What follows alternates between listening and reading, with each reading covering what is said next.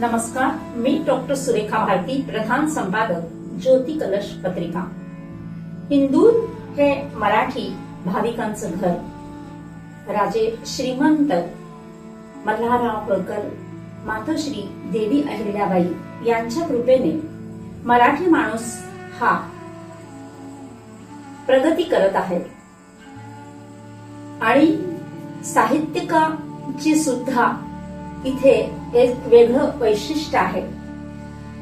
साहित्यिक या सागरात, साहित्यिक या किनाऱ्यावर आपला सुद्धा खारीचा वाटा असावा, म्हणूनच ज्योती कलश पत्रिका ही प्रकाशित करत आहोत.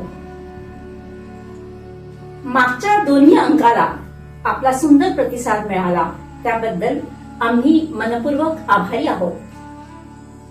साहित्यिकांचा आम्हाला सहयोग राहीलच ह्या विश्वासाने ज्योती कलश पत्रिकेचा हा 3रा अंक आपल्या समोर रंगोत्सवच्या मंगल शुभकामना. नमस्कार, धन्यवाद.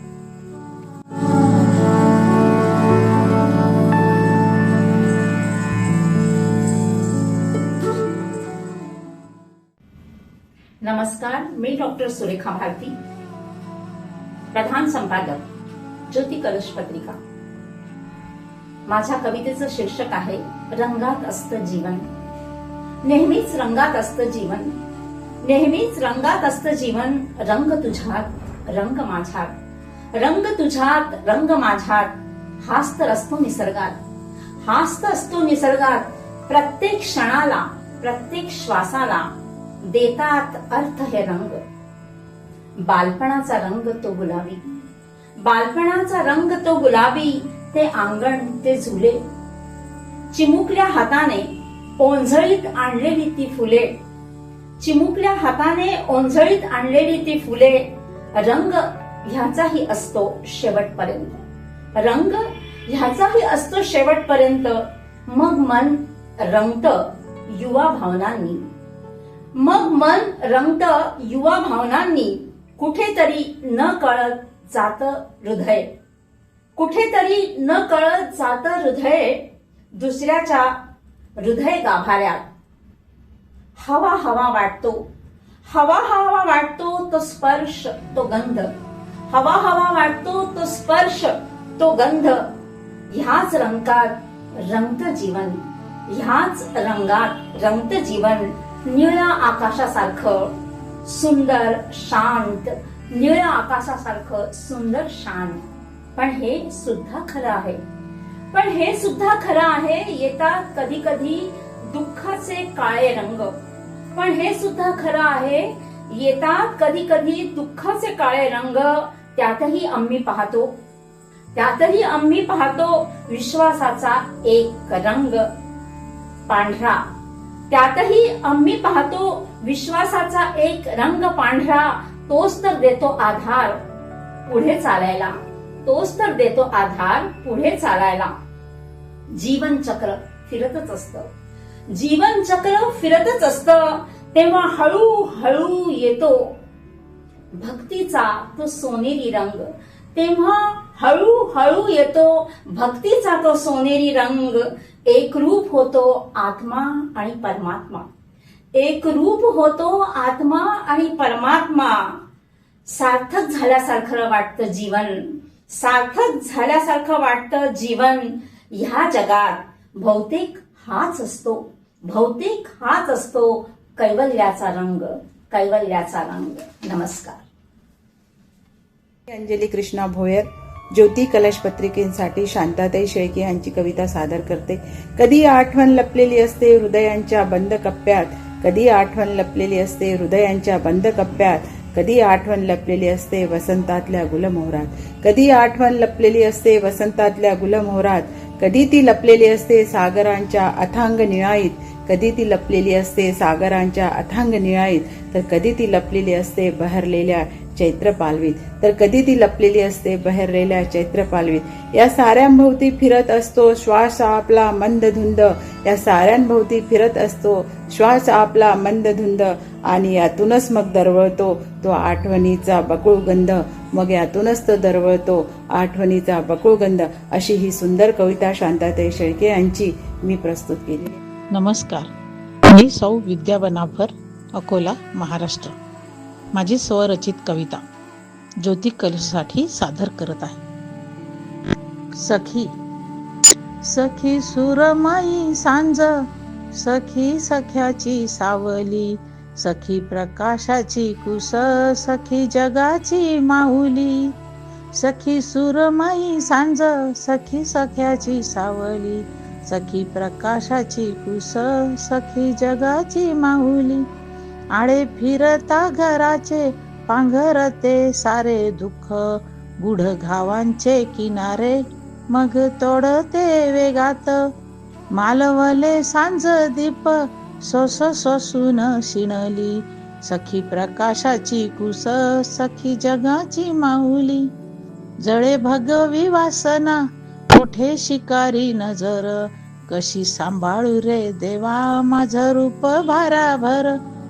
भयभीत नयनांनी मग आसवे सांडली, सखी प्रकाशाची कुस, सखी जगाची माऊली.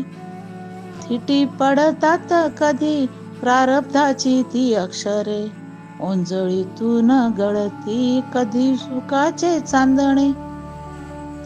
करपून जाता भाळ, लाट येई ती जांभळी, सखी प्रकाशाची कुस, सखी जगाची माऊली.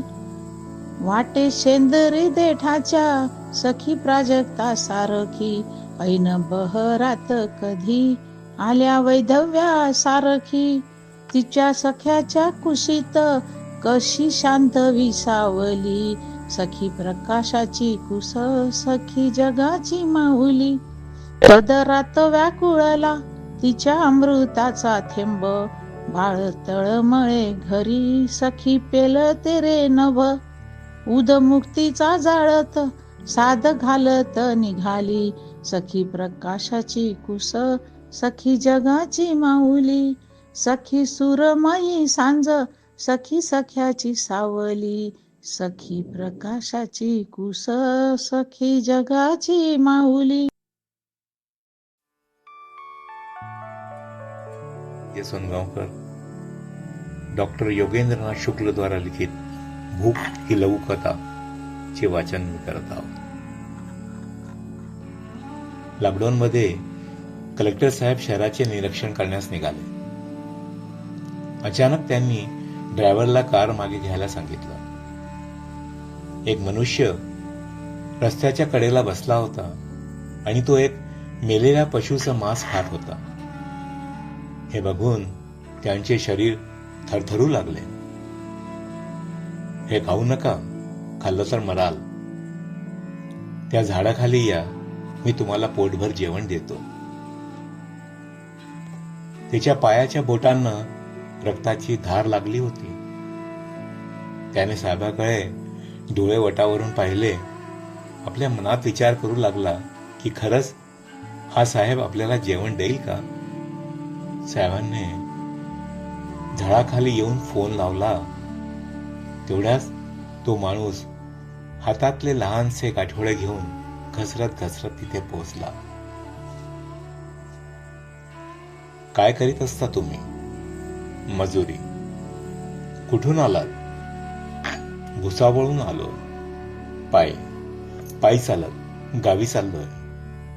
कुठे आहे तुमचं गाव. इथून 40 किलोमीटर दूर. साहेबांचं मन दुखी झालं. त्यांनी मनातला मनात हिशोब केला. इथून 400 किलोमीटर दूर आहे भुसावळ. काय ग. तेवढ्यात एक मोटरसायकल सवार तिथे थांबला. देऊन टाक त्याला. गाडीतून पाण्याची बॉटल घेऊन ये. तो माणूस भाजी पुरी खाऊ लागला अध्याशासारखा. सावकाश जेवा. हे सगळं तुमच्यासाठीच आहे. त्यांच्या बोलण्याकडे दुर्लक्ष करून तो बका खाऊ लागला. 5-6 मिनिटात त्याने 5ही पाकिटं संपवली. साहेब साहेब म्हणून तो दोन्ही हात जोडून रडू लागला. ऐकलं का रे, याला त्यांच्या गावी पाठवण्याची व्यवस्था करा. सोबत रस्त्यात खाण्यासाठी काही पाकिटं देऊन टाका. कलेक्टर साहेब गाडीत बसले. गाडी सुरू झाली. पण मांस भक्षण करणारा तो माणूस, त्यांच्या चेहरा, त्यांच्या अश्रू, त्यांच्या पायातून निघणारी रक्त त्यांच्या डोळ्यापुढून दूर होत नव्हते. धन्यवाद.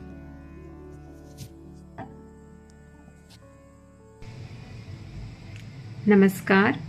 माझ्या कवितेचं शीर्षक आहे प्रेम म्हणजे खरंच नुसतं प्रेम असतं. प्रेम म्हणजे खरंच नुसतं प्रेम असतं. नितळ प्रेम कृष्ण सुदामाच्या मैत्रीसारखं घट्ट असतं. प्रेम म्हणजे नुसतं प्रेम असतं. कुठं, कसं, कोणाशी, केव्हा, कशाला याचा काही नेम नसतो. प्रेमाला उपमा नाही, खरं तर पोहे जिलबी पण नाही, इडली सांबर आणि पंजाबी तडका काही नाही. पूर्व आणि पश्चिम, उत्तर आणि दक्षिण, प्रेमासाठी कुठली विशेष दिशा नाही. लोक तर म्हणतात प्रेमात पडलेला मनुष्यच दिशाहीन असतो, पण जो प्रेमात पडत नाही तो तर रिकामाच असतो. हल्ली प्रेमाचे दिवस ठरवलेले असतात आणि एक अख्खा आठवडा प्रेमाला समर्पित केलेला असतो. यानंतर प्रेमाला व्यक्त करण्याची गरज नसते. हो, कारण पैशाचा पूर अगदी रिकामा झालेला असतो. प्रदर्शनाचं महागडं प्रेम अगदीच गरीब असतं आणि गरीबाला प्रेमाचं महागडं प्रस्तुतीकरण कळत नसतं. प्रेम म्हणजे खरंच नुसतं प्रेम असतं. नितळ प्रेम कृष्ण आणि सुदामाच्या मैत्रीसारखं घट्ट असतं. प्रेमाचं नातं खरं तर वर्णन करण्याच्या पलीकडचं असतं. दुसऱ्याला समजवण्यापेक्षा स्वतःला कळण्याकडचं असतं. प्रेमाला व्यक्त करण्यासाठी शब्दांची जोड लागत नाही. मनाच्या भावना कळण्यासाठी डोक्याची काही गरज नाही.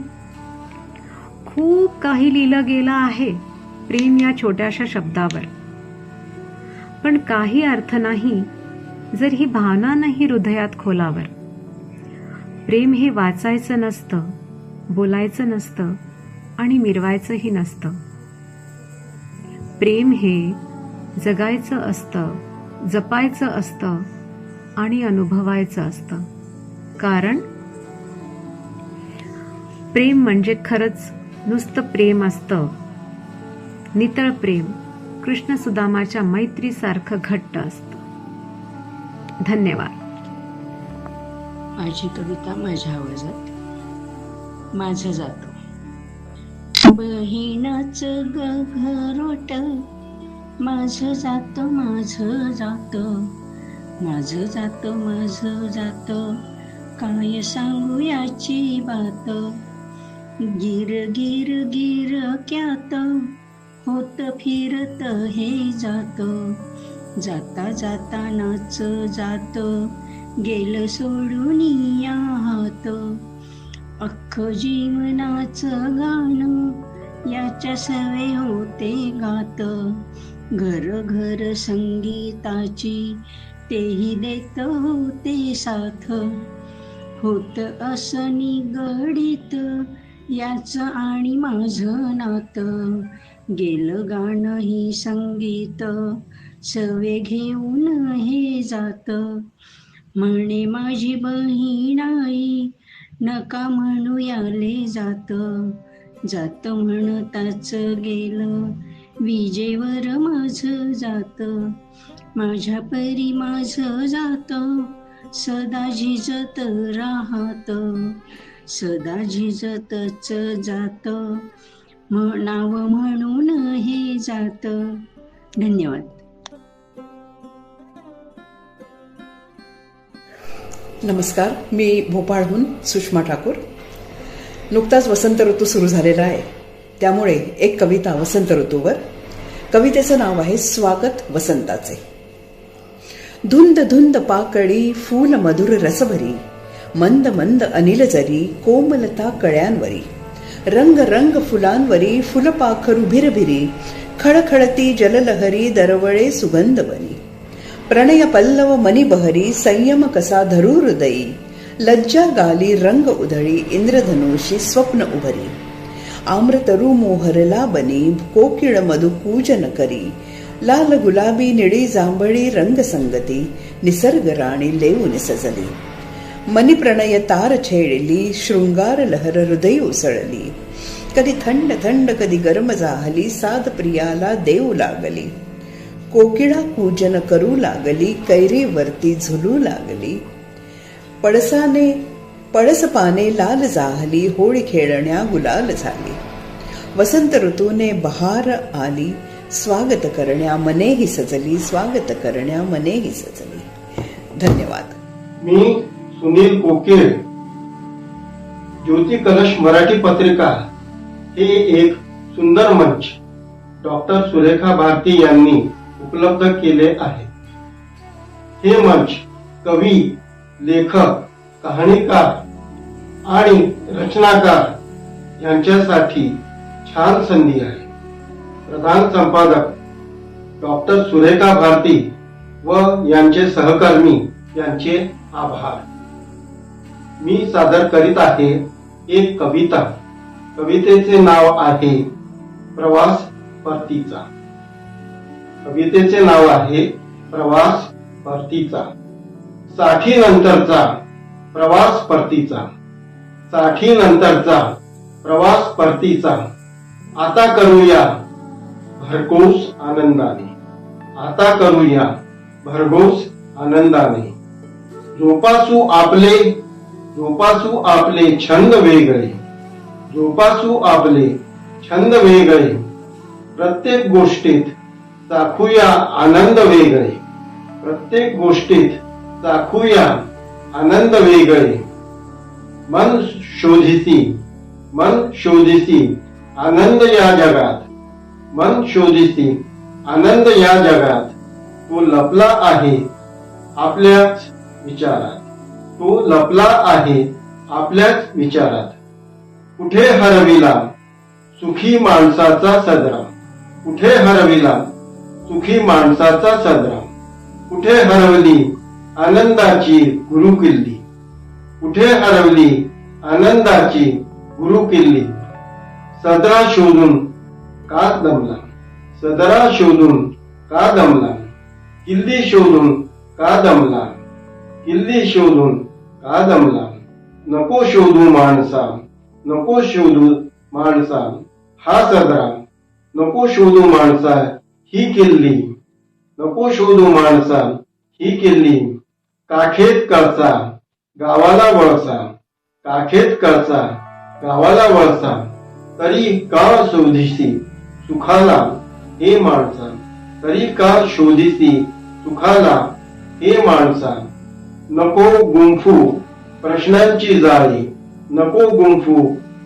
प्रश्नांची जाळी, अडकशील या जाळ्यात, अडकशील या जाळ्यात, नका गुरफटू एकाच प्रश्नात, नका गुरफटू एकाच प्रश्नात, जर प्रश्न नसेल सुटत, जर प्रश्न नसेल सुटत, राहू द्या त्याला अनउत्तरित, राहू द्या त्याला अनउत्तरित, करा गुंतवणूक प्रेमाची ही, करा गुंतवणूक प्रेमाची ही, परतावा मिळेल कितीतरी पटीने, करा गुंतवणूक प्रेमाची ही, परतावा मिळेल कितीतरी पटीने, प्रवास परतीचा साठी नंतरचा आता करूया भरघोस आनंदाने, प्रवास परतीचा साठी नंतरचा आता करूया भरघोस आनंदाने.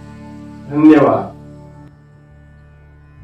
नमस्कार, मी सुषमा अवधूत, इंदोरहून.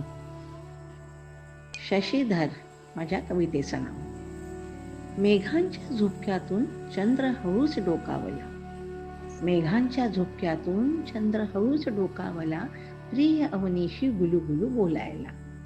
उसवलेले रूप तिचे पाहून गेला अगदी मलूल होऊन. उसवलेले रूप तिचे पाहून गेला अगदी मलूल होऊन. मेघांचे टकटक केले त्याने दार, अवनीवर बरसण्यास केली विनंती फार. मेघांचे टकटक केले त्याने दार, अवनीवर बरसण्यास केली विनंती फार. मेघांनी हसून ऐकले त्याचे, टप टप थेंब आले पावसाचे. मेघांनी हसून ऐकले त्याचे, टप टप थेंब आले पावसाचे. वसुधेचे हिरवेगार रूप पाहून चंद्रमा गेला अगदी हिरहुरळून. वसुधेचे हिरवेगार रूप पाहून चंद्रमा गेला अगदी हुरळून. किरणांच्या सोबतीने पाठवला सुगंध, पृथ्वी फुलांसह हासली मंद. किरणांच्या सोबतीने पाठवला सुगंध, पृथ्वी फुलांसह हासली मंद. चंद्र म्हणाला प्रियतमे, अशीच रहा नेहमी अनुपमे. चंद्र म्हणाला प्रियतमे, अशीच रहा नेहमी अनुपमे. तुझ्या लेकरांसाठी सजव सृष्टी, निसर्गा पडू दे आनंदी वृष्टी. तुझ्या लेकरांसाठी सजव सृष्टी, निसर्गावर पडू दे आनंदी दृष्टी. चंद्राने दिला मानवास संदेश, लावा धारेवर झाडे. चंद्राने दिला मानवास संदेश, लावा धारेवर झाडे. म्हणजे धरणी चिंब भिजेल पावसात, आणि शशीधरेचे प्रेम फुलेल आपसात. आणि शशीधरेचे प्रेम फुलेल आपसात. नमस्कार. नमस्कार, मी कविता पुणतांबेकर. वृत्त देवप्रियात कृष्णवियोग शीर्षकाने आपली रचना सादर करीत आहे. तेच उपवन तेच पक्षी, तीच यमुना निर्झरी. तो मनोहर श्याम नाही, आणि त्याची बासरी. तेच उपवन तेच पक्षी, तीच यमुना निर्झरी. तो मनोहर श्याम नाही, आणि त्याची बासरी. जो बसे नयनात माझ्या, तो बसे हृदयातही. जो बसे नयनात माझ्या, तो बसे हृदयातही. नाव त्याचे काळजावर कोरले मी श्रीहरी. नाव त्याचे काळजावर कोरले मी श्रीहरी. अक्रूरा नेऊ नको तू, कृष्ण अमुचा प्राण रे. अक्रूरा नेऊ नको तू, कृष्ण अमुचा प्राण रे. जीव घेणे दुःख हे मज, सोसवेना क्षणभरी. जीव घेणे दुःख हे मज, सोसवेना क्षणभरी. खोलली नाहीशी दोरी, म्लान झाले गोपही. खोलली नाहीशी दोरी, म्लान झाले गोपही. साधना वन भोजनाला, कृष्णमूर्ती हासरी. साधना वन भोजनाला, कृष्णमूर्ती हासरी. गुंतले मन कृष्ण झाले, राधिका मी बावरी. गुंतले मन कृष्ण झाले, राधिका मी बावरी.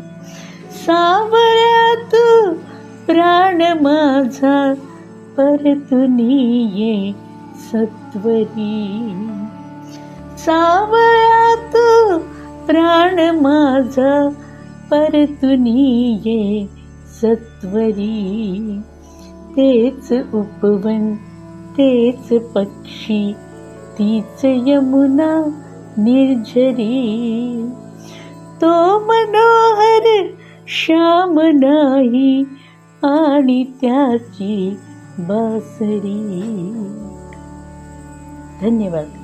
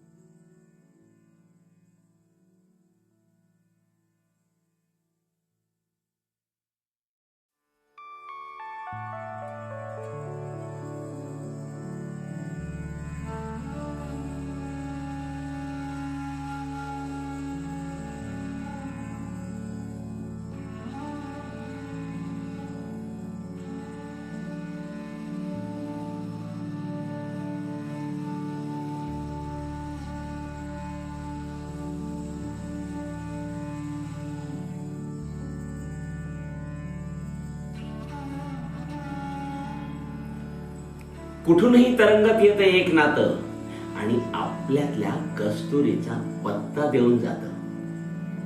असं एक नातं हवंच आसपास. असं एक नातं हवंच आसपास. अहो साध्या सुध्या आयुष्याची ज्याने वाढत जाते मिठास. मग असं नातं जुळून येण्याआधी तुमच्या बाबतीत सुद्धा असं घडलंय का हो कधी? ओळखलंय का कोणी तुम्हाला तुमच्या देखील आधी? तुमच्या बाबतीत सुद्धा असं घडलंय का हो कधी? ओळखलंय का कोणी तुम्हाला तुमच्या देखील आधी? सुपर मार्केटला पोहोचलो, ती एकटीच वावरत होती. मुळीच नव्हती गर्दी. मन म्हणालं व्हेरी गुड, साथ संधी. सॉरी बोललो मनाला, कारण घरीच विसरलो यादी. तुमच्या बाबतीत सुद्धा असं घडलंय का हो कधी? ओळखलंय का कोणी तुम्हाला तुमच्या देखील आधी? अगदी टाइम सेट करून तो पडला घराबाहेर आधी, म्हणजे तिच्या आधी. अगदी टाइम सेट करून तो पडला घराबाहेर आधी. तिला उशीर होत होता कॉलेजला, त्याची स्टार्टच नाही झाली गाडी. तुमच्या बाबतीत सुद्धा असं घडलंय का हो कधी? पंक्तीत बसायच्या आधी वाढायला घेतलाय का कधी? मग तुम्ही गुलाबजाम वाढताना नको असं म्हणून गोड हसलंय का कोणी कधी? मग बाकीच्यांची तर तुम्ही विचारपूस सुद्धा केली नाही साधी. तुमच्या बाबतीत सुद्धा असं घडलंय का हो कधी? ओळखलंय का कोणी तुम्हाला तुमच्या देखील आधी? तिनं हसून पाहिलं तुम्हाला,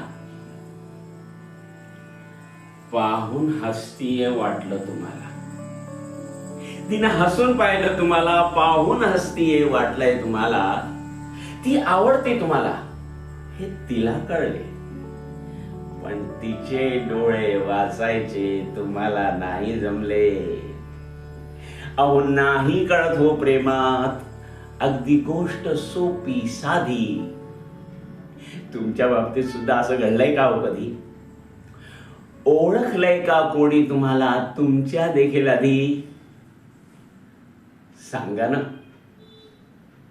ऐश्वर्या डगावकर, पुणे.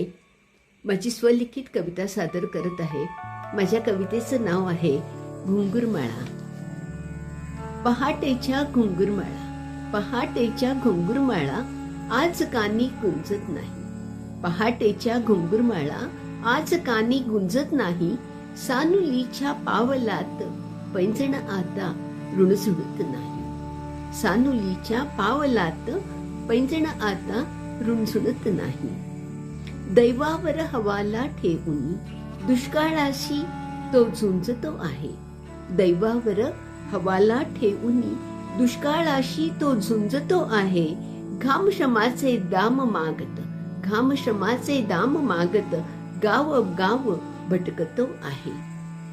अवती भवती मांडवाच्या, अवती भवती मांडवाच्या भटकती उपाशी लेकर. पोटाच्या खळगीत त्याच्या तांडव करतो वैश्वानर. अवती भवती मांडवाच्या भटकती उपाशी लेकर. पोटाच्या खळगीत त्यांच्या तांडव करतो वैश्वानर. एक एक घासासाठी, एक एक घासासाठी जीव होत खालीवर. एक एक घासासाठी जीव होतो खालीवर.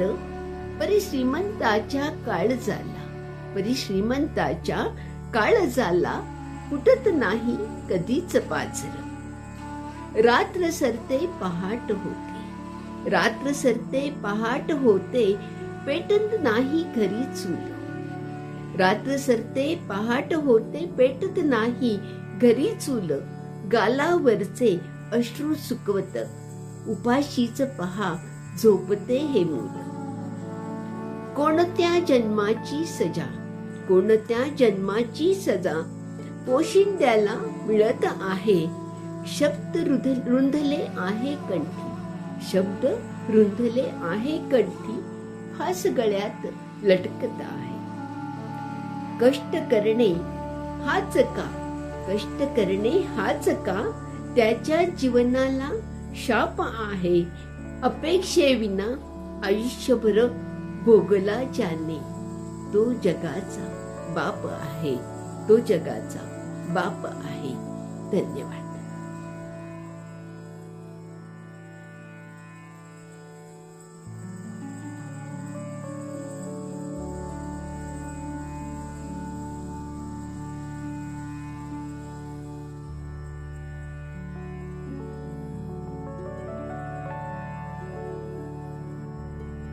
नमस्कार, मी संजीवनी बारगळ ज्योती कलश या पत्रिकेसाठी माझी कविता सादर करत आहे.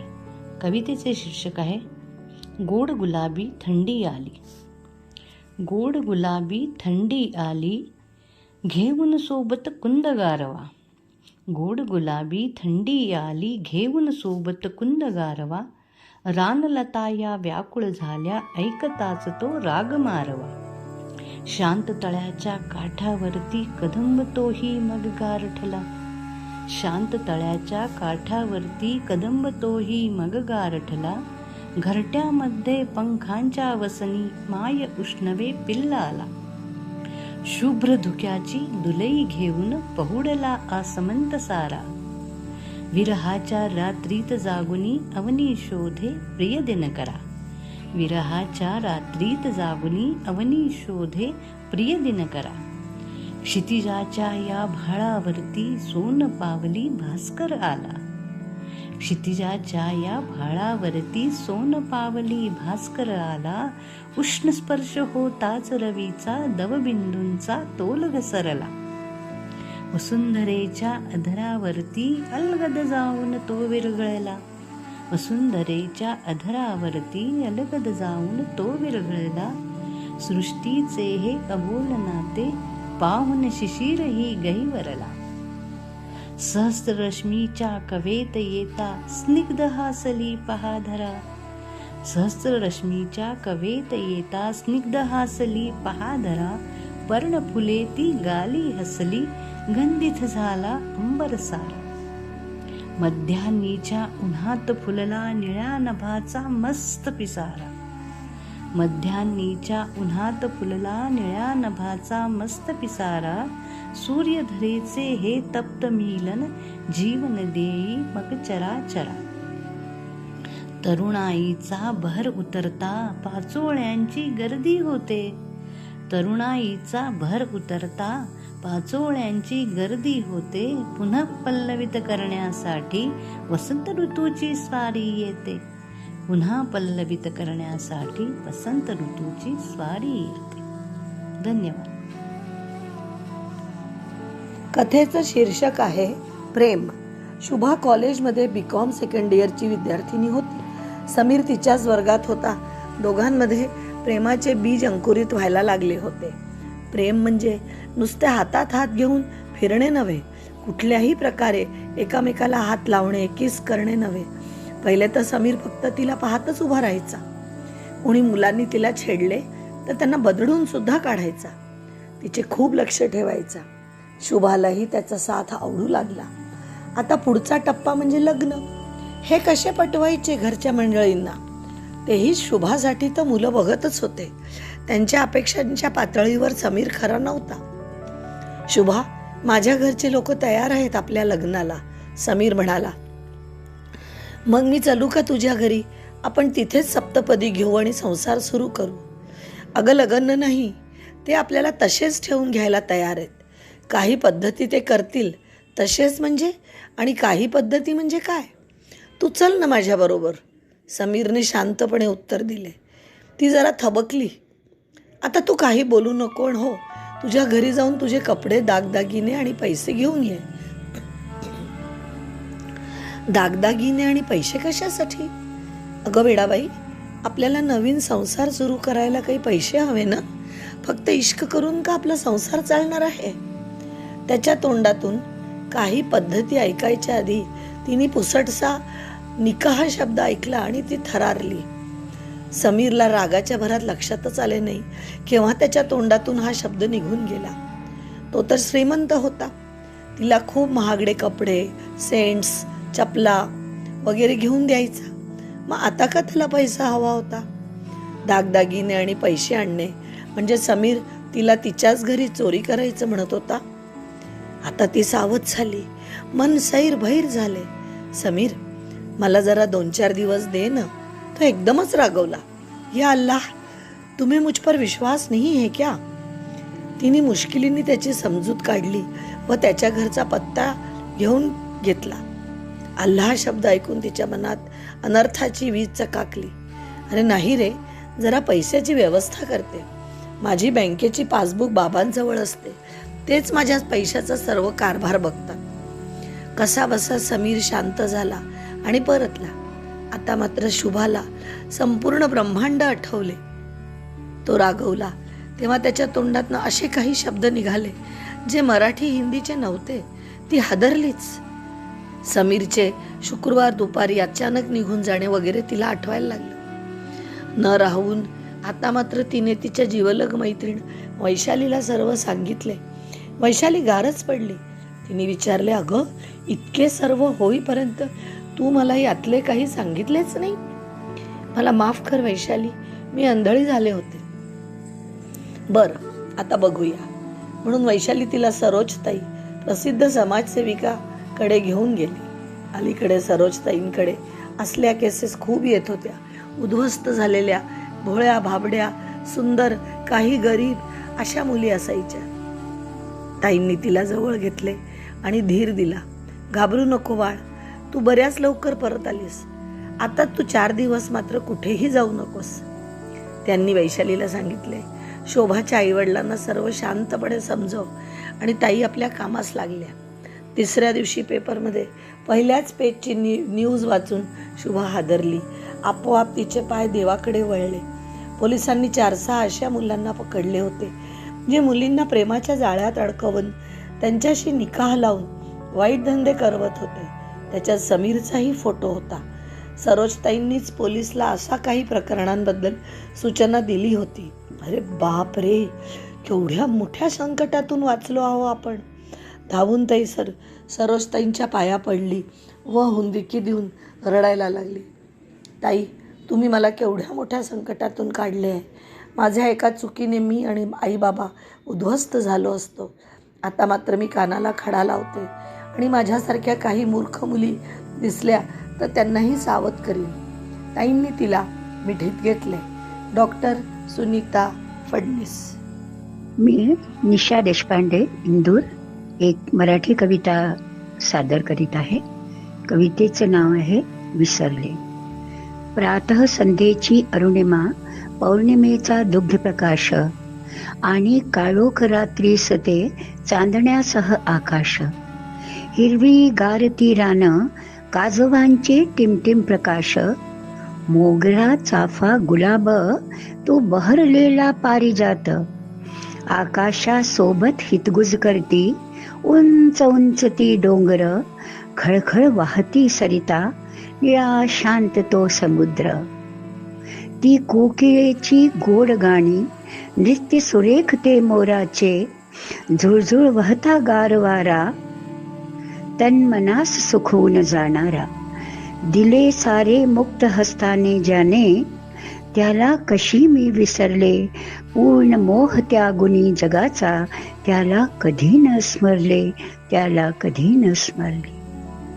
ती कलश पत्रिकेच्या मंचवर मी मंगला सरोशे एक कविता सादर करते. ही मराठी कविता आपण जरूर लक्ष देऊन ऐका. याकरता मी डॉक्टर सुरेखाताई भारकेतींची खूप खूप आभारी आहे. त्यांनी ही सवड मला दिली. मी माझी कविता सादर करते. जीवन चंद्र लख चांदवी आरसा, जीवन चंद्र लख चांदवी आरसा, उधळलेल्या पारिजातक जाई जुई सारखा, उधळलेल्या पारिजातक जाई जुई सारखा. जरी अमृत जन्म सर्वांचा सारखा, जरी अमृत जन्म सर्वांचा सारखा, परी अनोळखी जीवनाची मिश्र व्याख्या, परी अनोळखी जीवनाची मिश्र व्याख्या. असतील जशा कर्मांच्या गठरीच्या गाफा, असतील जशा कर्मांच्या गठरीच्या गाफा, तशाच असतील गोल गोल फिरणाऱ्या व्यथा, तशाच असतील गोल गोल फिरणाऱ्या व्यथा. तनमन गाभाऱ्यात झंकारली सुरम्य घंटा, तनमन गाभाऱ्यात झंकारली सुरम्य घंटा, चंदेरी चांदण्यात साकारली कोमल चंद्रघंटा, चंदेरी चांदण्यात साकारली कोमल चंद्रघंटा. सांग विठू सांग, सोडवशील का तू ही भिंगरीची प्रथा, सांग विठू सांग, सोडवशील का तू ही भिंगरीची प्रथा. म्हणाला विठू मी सर्वांचा मित्र सखा, म्हणाला विठू मी सर्वांचा मित्र सखा. जेव्हा जेव्हा येशील तू निष्काम भक्तासारखा, जेव्हा जेव्हा येशील तू निष्काम भक्तासारखा, तेव्हा मीही उभा राहीन अपूर्व सख्यासारखा, तेव्हा मीही उभा राहीन अपूर्व सख्यासारखा. सर्वत्र फिरणाऱ्या व्यथा शांत सागरासारख्या, सर्वत्र फिरणाऱ्या व्यथा शांत सागरासारख्या. पाहत होतो मीही विठूच्या सख्यासारखा, पाहत होतो मीही विठूच्या सखासारखा, विठूच्या सख्यासारखा. नमस्कार. नमस्कार, मी लीना दिनेश नागर. ज्योती कलश पत्रिकेसाठी मी माझी पहिली कविता प्रस्तुत करत आहे, आई. आणि या सुवर्ण संधीसाठी मी डॉक्टर भारतींचं मनापासून खूप खूप धन्यवाद देत आहे. माझ्या कवितेचं नाव आहे आई. आयुष्याच्या साठीवर तुळशीच्या पानावर, आयुष्याच्या साठीवर तुळशीच्या पानावर, मंजिरीच्या देठावर तारकांच्या पुंजक्यावर, खूप शोधली आई पण कुठंच न भेटली आई, खूप शोधली आई पण कुठंच न भेटली आई. चांदीच्या ताम्हणातल्या देवांना विचारलं, भेटली का हो माझी आई, पण मौन रूपी स्वरात एकच उत्तर आलं, कुठेच न भेटली तुझी आई, कुठेच न भेटली तुझी आई. ओढाळ मनाचा आक्रोश आई, नित्य हृदयस्पर्शी ध्यास आई. मन निराश अबोध बालक होताना अचानक बिजलीसारखी खुदकन हसली आई, खुदकन हसली आई. आयुष्याच्या अश्रूंच्या दाटीवर वात्सल्य देत आशीर्वचनात म्हणाली आई, तूही होशील जगाची आई, तूही होशील जगाची आई. मन माझे मोरपंखी झालं आई, विसावा घेत म्हणाले, हीच ती माझी आई, हीच ती माझी आई, हीच ती माझी आई. धन्यवाद.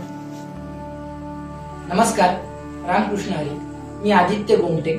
आपल्या पुढे एक कविता सादर करणार आहे. कवितेचं शीर्षक आहे परमानंद. तुझ्या जातीच्या पायऱ्या एकदा टाकर येतो, तुझ्या जातीच्या पायऱ्या एकदा टाकर तोडून अद्वैताचा अनुभव घे हृदयी भरून. सारं जग विठ्ठलमय नाही कुठे भेदभाव, सारं जग विठ्ठलमय नाही कुठे भेदभाव. हे तत्व जाणल्याने होतो माणसाचा देव.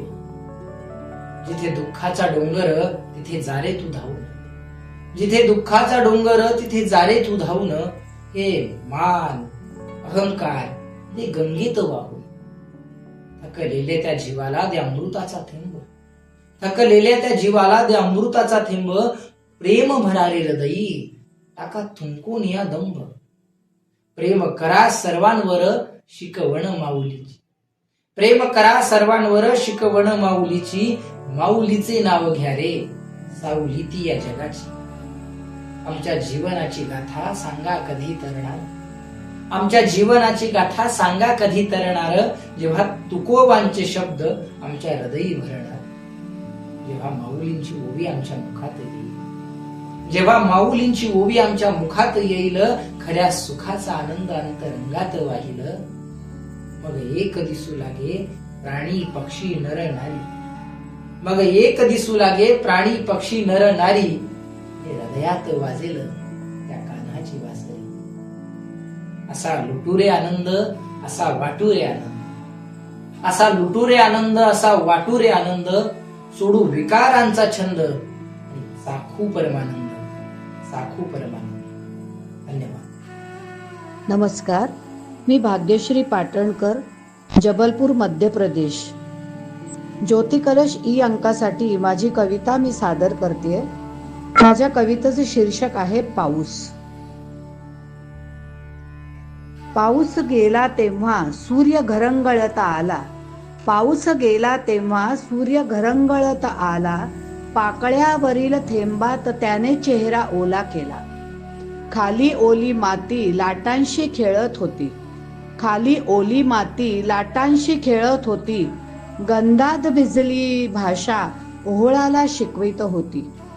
हिरव्या शहाण्या घरट्यात कोळा जीव जन्मला, हिरव्या शहाण्या घरट्यात कोळा जीव जन्मला. पंखांचा धरून पदर पानाच्या थेंबांनी शहारला. पावसाने माठ आता भरून गेला होता, पावसाने माठ आता भरून गेला होता. दगड टाकणारा कावळा काठाशी व्याकुळ नव्हता. झोका घेता घेता वाऱ्याने लिहिली कहाणी, झोका घेता घेता वाऱ्याने लिहिली कहाणी. देठांच्या कुप्पीत उमलली कळ्यांची सुगंधी गाणी. आज गावामध्ये कुजबुज होती पाऊल खुणांची, आज गावामध्ये कुजबुज होती पाऊल खुणांची.